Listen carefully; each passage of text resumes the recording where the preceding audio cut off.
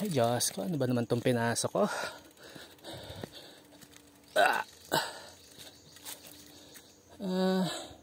Saan ba mas maganda dumaan? Mas maganda yata dito na lang eh. Yeah!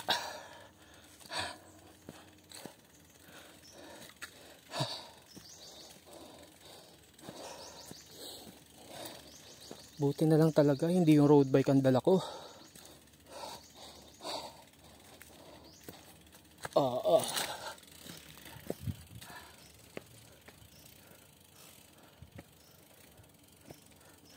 Dati ko na pinupuntahan to eh. Ngayon na lang ulit. Pero hindi ko na-expect na dadaanan ko to ngayon. Kasi nga, kala ko pwede tumagos dun sa dulo ng sapinit. Sa may pangalawang boom. Yun pala hindi pwede. Kaya dito ako dinala. Ayun. Ayos naman.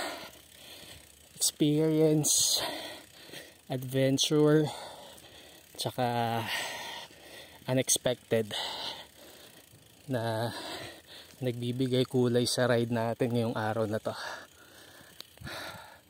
Whew. Okay, downhill. Kaya na siguro sakyan to. Whew.